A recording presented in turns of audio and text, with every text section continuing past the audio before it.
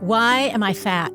That's a question I hear so much, Ben, and I think it's a common question when you think about it, that 41% of American adults are classified as obese. Oh my goodness. I've even asked myself that question sometimes because I feel like I'm fat. Yeah. So why am I fat? Yeah. Exactly. That's what we're going to be talking about. Hello, I'm Risë Rafferty. I'm a dietitian. I've got my master's in functional medicine. Definitely love that field of study. And I'm with Ben Lingle, my friend today. And we are going to be discussing this really important topic with so many Americans, with the majority of American adults being overweight. This topic of fat is really important.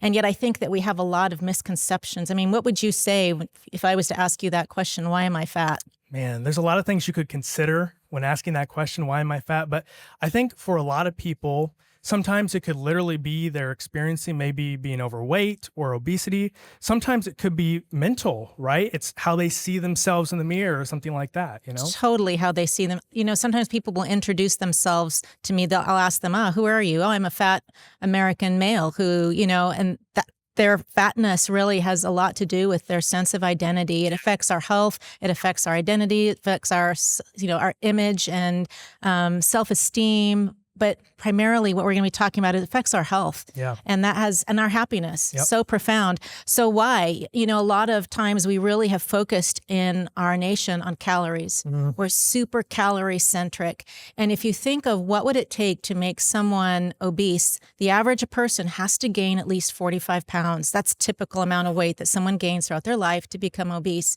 Well, if you calculate that out, 45 pounds means that they have eaten 157,500 more calories than what they needed. Oh my goodness. You know what I'm saying? That's crazy. Like, is that really what happened? Yeah. And I think if that was the problem, we could say, okay, just eat 500,000 calories less. Yeah. But unfortunately, that equation doesn't always work. There's a lot more to it.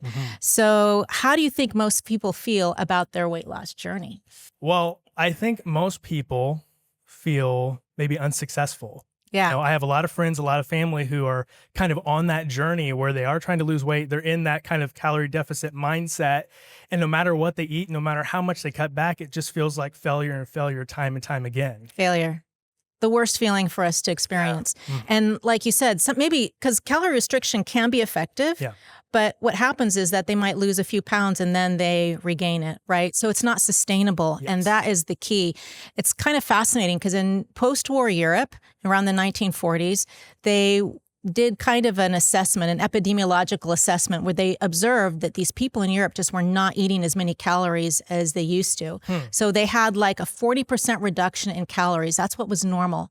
And what they found was that the average European person they were assessing, probably mostly in Germany, but also in those other European countries, that their resting metabolic rate also decreased about 40%. So does that mean that basically their bodies adapted to that reduction of calories? So basically, like you said just a minute ago, it wouldn't be sustainable because their body's just completely adapted to the subtraction of what they did. Yeah, you got it. Well, so here we are lowering calories, but our body responding by trying to preserve itself, right? So I'm going to reduce the amount of energy and the calories that I'm actually expending.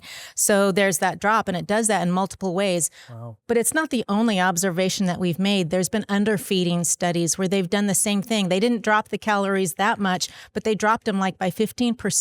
And they found, again, a basal metabolic rate drop of around 10 to 20%. Wow. So no wonder this isn't working. Yeah. You know what I'm saying? Like, no wonder if we just focus on calories. There was another one called the Minnesota Semi-Starvation Experiment.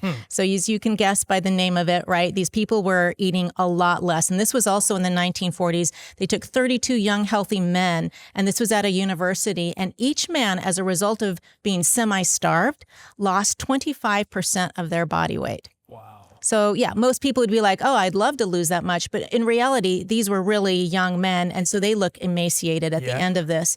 The subjects lost 66% of their initial fat mass in response to 24 weeks. That was a long time of semi-starvation. Wow. And then when they were allowed to refeed themselves, it resulted in a regain of fat mass reaching 145% of their pre-starvation fat mass. Wow. So in other words, they didn't regain just what they lost. They regained, but then with a surplus. It was like their body was like, whoa, I hope that never happens to me again, and I'm somehow going to protect myself. Holding on. Hold on. Yeah. Hold on and gain more. Yeah. You know, so you start realizing, wow, this may not be our answer. And so what is?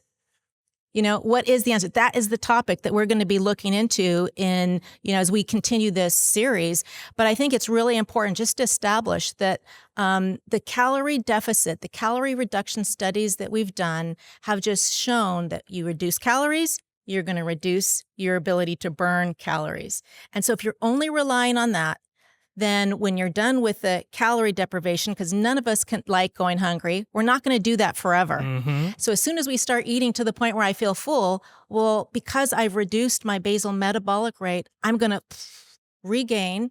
You know, I'm not going to be burning as many calories as I once was. And so when I'm eating more calories, I have that greater likelihood to, does that make sense? Yeah, it does. To gain weight. It totally makes sense. And what I love about this is what we're going to be presenting here is don't starve yourself. Let's find ways that we can eat the food we love, but maintain that weight loss and keep it sustainable. That's exactly what I want to do. Thank you for watching. Please subscribe to our YouTube channel. And remember, you can watch all of our latest content on our 3ABN Plus app. Click the link below or scan the QR code to download our app.